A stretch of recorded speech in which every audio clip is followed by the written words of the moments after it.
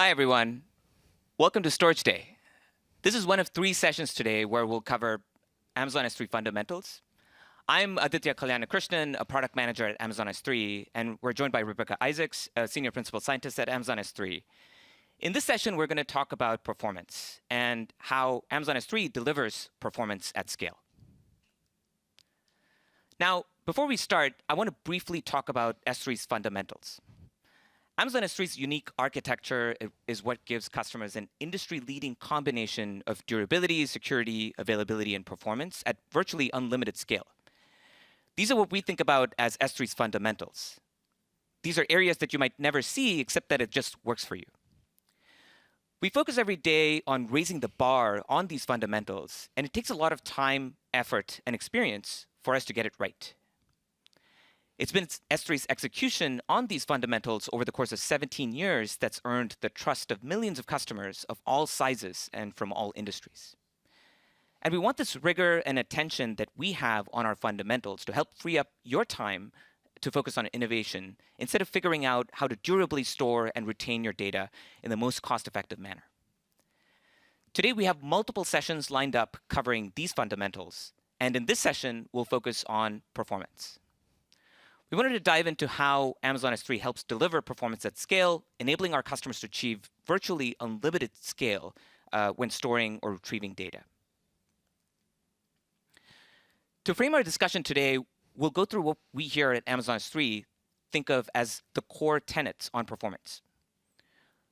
This should provide an overview of how we architect S3 and help deliver performance at scale.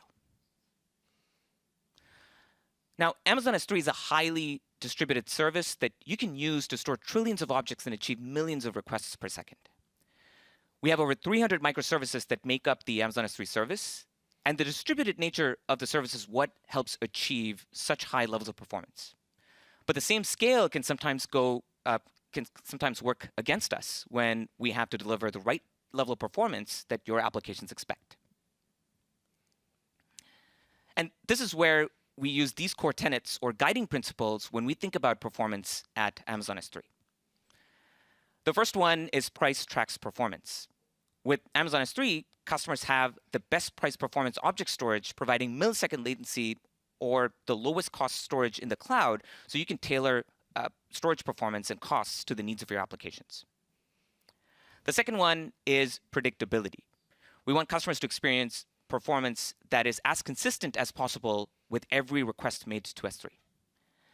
And the third one is scalability, enabling applications to elastically scale to millions of transactions per second and achieve terabits per second of throughput.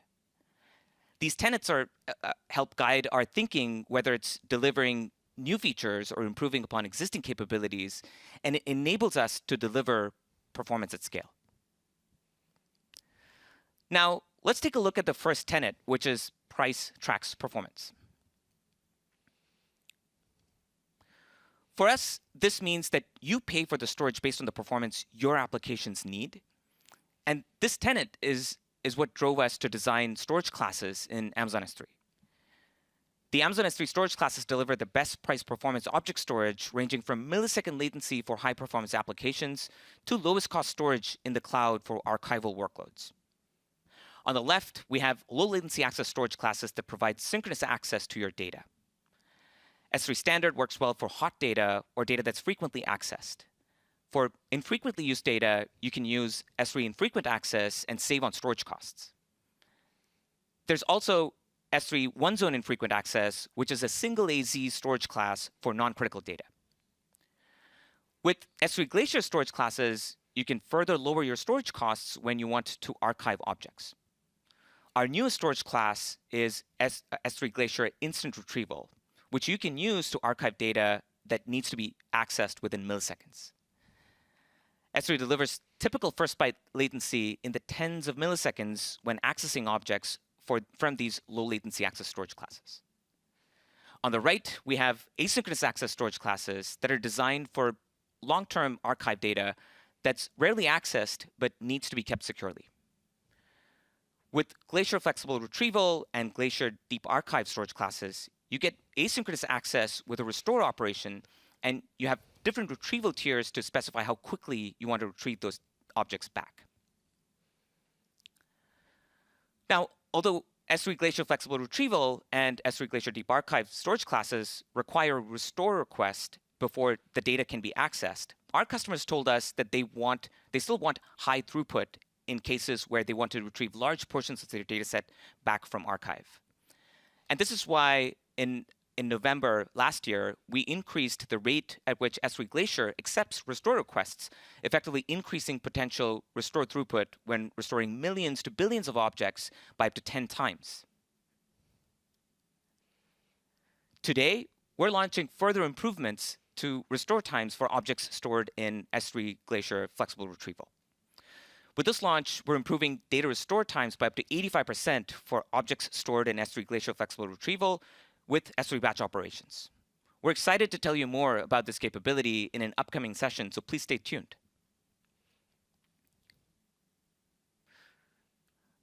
Now, as your data ages, you have different options to transition and store that data in the most cost-effective manner. For predictable access patterns, you can use S3 Lifecycle and set a variety of transition rules to move your data to the right storage classes. But what if you don't know these access patterns, or if these access patterns are changing all the time? This is where you can have Amazon S3 analyze your access patterns automatically and move your objects to different access tiers with S3 Intelligent Tiering. Let's take a closer look. For a small monthly object monitoring and automation fee, S3 Intelligent Tiering automatically optimizes storage costs for you, and it does this by automatically tiering objects to access tiers with lower storage costs when the data is not accessed, and also tiers it back to frequent access tiers whenever the data is accessed or retrieved. So S3 Intelligent Tiering can further optimize storage costs when access patterns change without any operational overhead or additional retrieval fees for you. Since we launched S3 Intelligent Tiering over 4 years ago, customers have saved over $1 billion, and these savings still keep accumulating. So this was the first tenet on performance. To cover the next 2 tenets, I'll hand it over to Rebecca. Thanks, Adi. Hi, everyone. It's really great to be here. Okay, I'm going to talk about our second and third core tenets on performance, predictability and scalability. The key attribute of predictable performance is that request latency stays about the same even as the transactions per second increases or decreases, or as aggregate throughput changes. Keeping latency predictable is a core performance tenet for S3. Okay, but why does predictable latency matter? Well, when latency stays about the same, engineers can more easily tune their application for performance. For example, a common technique to reduce latency and increase throughput is to parallelize work. However, applications that wait for large numbers of parallel requests to finish together are often sensitive to so-called stragglers. These are single requests that take an unduly long time compared to the others. And this is a common problem with many data lake analytics applications. Predictability helps the performance of these applications by reducing the likelihood of stragglers occurring. Another scenario where predictable latency is important is when streaming data through a pipeline, such as when reading training data out of S3 for ingestion into a machine learning model. If resources like GPUs have to be reserved to process the data, then late arrivals might cause them to sit idle and reduce overall efficiency, potentially costing time and money. In practice, what does our predictability tenet actually mean for us? Well, it guides how we do engineering. For example, under the hood, S3 is doing a lot of work to secure customers' data and to make it durable, including computing over 4 billion checksums per second, among other things. Being predictable means that we engineer S3 carefully to avoid any performance impact from this kind of behind-the-scenes work. Similarly, S3 constantly innovates and improves its features and services.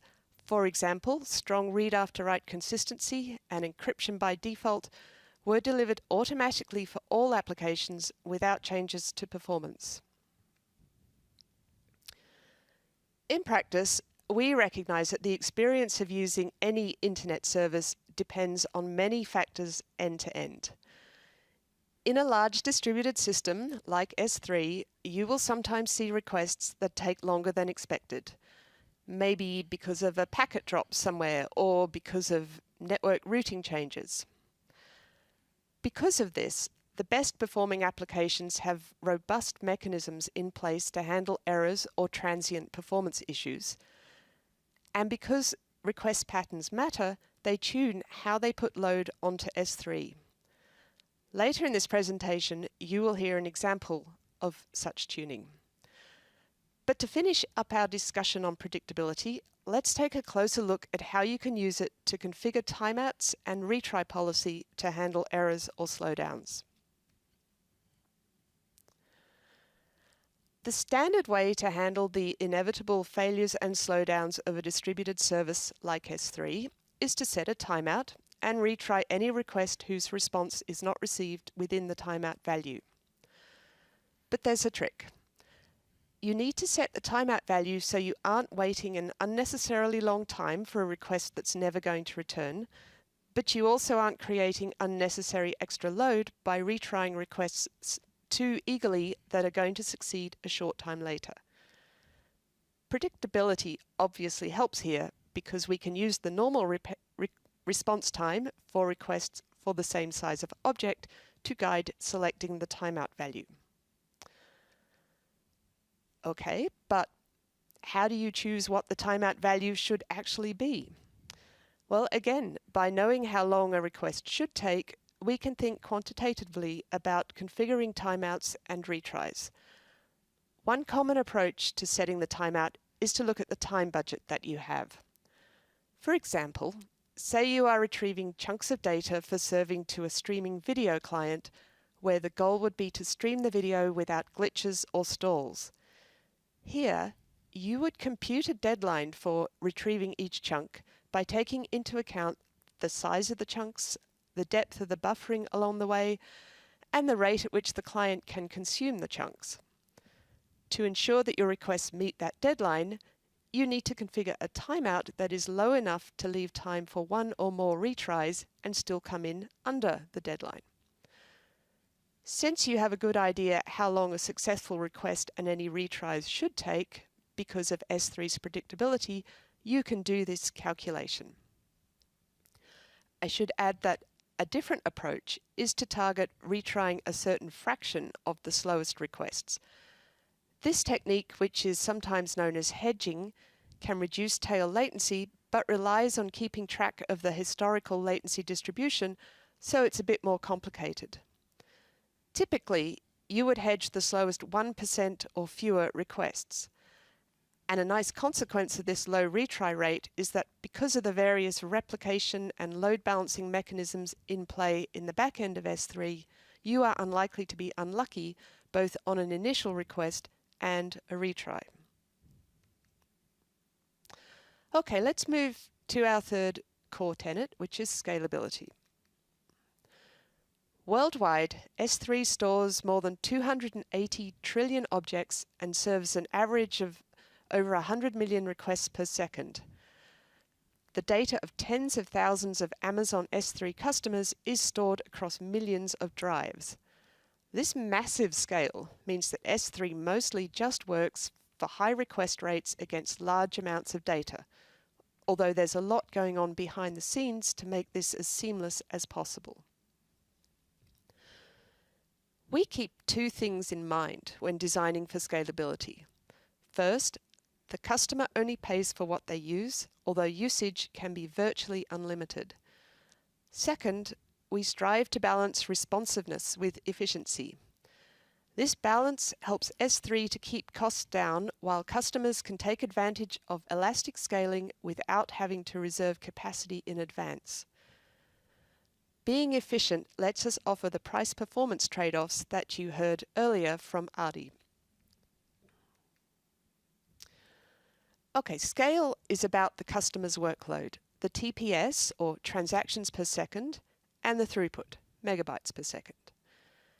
Engineering for scalability means not only accommodating the TPS and throughput requirements of all customers, both individually and in aggregate, it also means doing so with efficient use of resources inside our data centers. One important implication of efficiency being a key part of scalability is that when S3 reacts to changes in load, it does not do so instantaneously. Instead, it takes a few minutes to reorganize internally in order to spread that load over more physical resources.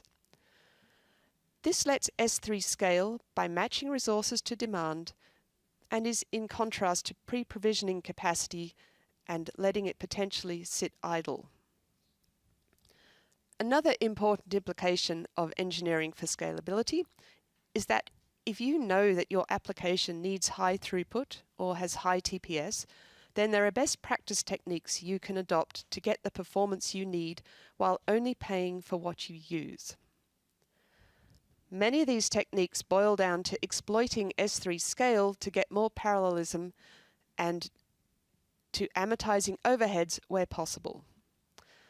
I'm going to walk through one such technique, namely using parallel connections to scale up throughput, but first I want to call out how Mount Point for Amazon S3 uses the same techniques itself for the common runtime. The AWS Common Runtime, or CRT, is a modular software library for interacting with AWS services. It includes components for asynchronous I/O, HTTP, encryption, and an S3 client, among other things, and has been carefully engineered for high performance and low resource usage. The CRT S3 client implements a number of S3's published best practice and performance design patterns. This is good for two reasons. The client is open source, so you can treat it like a reference implementation of the best practices, but even better, you can just use the CRT and get the performance benefits for free.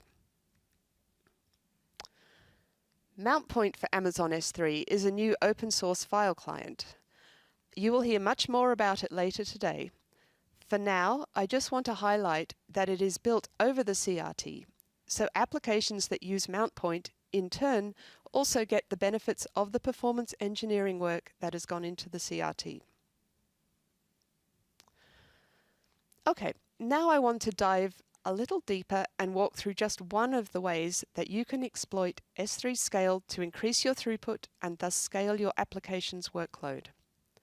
Let's start with a common use case, fetching a set of objects from a bucket onto local storage on an EC2 instance. To increase throughput, the best practice is to use multiple connections to fetch the different objects in parallel. Okay, but how do you decide how many connections to use? The answer is that it depends on the bandwidth available on your NIC or network interface card. As a rule of thumb, make one concurrent request for each 85 to 90 megabytes per second of desired network throughput. Then, if your client has a 10 gigabit per second NIC, say, you would use about 15 connections. Of course, before scaling connections, you always want to check using metrics and dashboards that network throughput is in fact your bottleneck.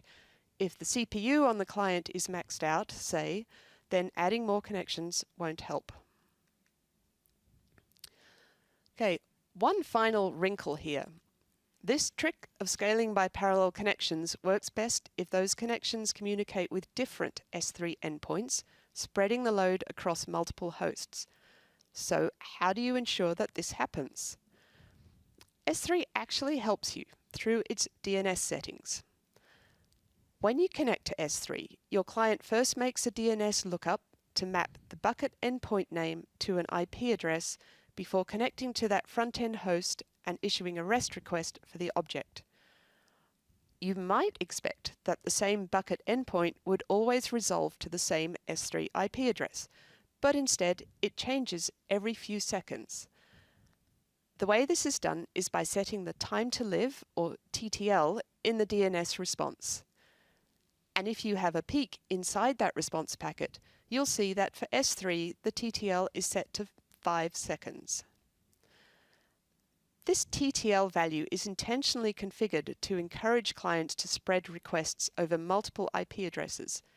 It means that clients may cache and reuse a resolved address for a short time, but a client making multiple connections will receive back different IP addresses, and clients running across a distributed workload are likely to receive different addresses from one another. So in this way, aggregate load is balanced across thousands of S3 front-end servers, and when you set up multiple connections to scale throughput, you won't be bottlenecked on a single host. Okay, I've covered one technique for scaling throughput, and I'm now going to hand back to Adi, who will give you some insights about scaling TPS. Thanks, Rebecca. All right, now let's talk about scaling transactions. So as you parallelize your workloads across multiple connections and endpoints, as Rebecca mentioned, you may also be scaling up the number of transactions you're making to S3 every second. Now, it's important to consider the impact that has on your S3 namespace, since that has its own scaling mechanism. This independent scaling mechanism of request capacity is how you can achieve millions of transactions per second, or TPS, when reading or writing data into S3. To achieve this high scale, Amazon S3 maintains an index of all object keys as a lexicographically sorted list, which helps us support operations such as ordered lists. To achieve high availability and performance, Amazon S3 internally organizes groups of object keys that share a common preceding set of characters or a common prefix into a set of physical resources. Now, each set of these physical resources that map to specific prefixes in your S3 namespace have a certain request capacity, and that's what you see here in the 3500 and the 5500 number. Amazon S3 uses several factors to decide how object keys with common prefixes are grouped together, and one of the main factors that influences this decision is the incoming request rate, or heat, seen within these physical resources. So if we detect that a group of object keys that share a common prefix are receiving request rates that are higher than the supported limits you see here, then Amazon S3 automatically scales to support the new higher request rate, and it specifically does that by adding more request capacity, which leads to the object keys within that hot prefix to be distributed across a larger set of resources.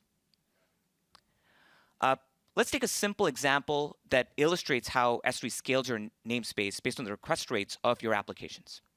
Assume you have a bucket called doc_example_bucket, where you have a simple structure to organize the keys as you see here. This bucket in aggregate is receiving 4,000 GET requests per second distributed evenly across all the objects in it. As a result, all the object keys may be grouped together with a common prefix of doc_example_bucket/A with a request capacity to support 5,500 GETs per second. Later, the request rate to the same bucket uniformly grows to 9,000 requests per second. In response to this increase, S3 scales by adding more request capacity to support the new higher request rate detected within the bucket.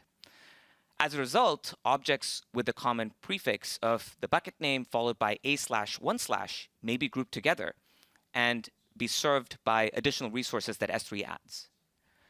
One thing to note is that the grouping of the objects can be based on any character in the object name, and it doesn't necessarily have to be based on slashes or any other delimiters that you might be using as your application writes your data. So if we change the object names slightly in our example, then you can see that the common prefixes used to group these objects can be doc_example_bucket/A and doc_example_bucket/AX, so the slashes don't matter. It's worth noting that the scaling in case of both reads and writes is not instantaneous, and instead it is reactive based on the incoming request rates. And the scaling process continues on as your application scales up request rates, enabling us to support millions of transactions per second made to your buckets each second. And so these were the core tenets we use at Amazon S3 to drive decisions regarding performance. These tenets help guide our thinking, whether it's improving upon existing capabilities or delivering new features, and is what enables us to deliver performance at scale. Thanks everyone for joining us today to learn about how we here at Amazon S3 think about performance. We have a number of exciting sessions coming up today, and in our next session, you'll find out more about the latest on Mount Point for Amazon S3, the open source file client for Amazon S3 that Rebecca mentioned, which is now generally available. Please stay tuned.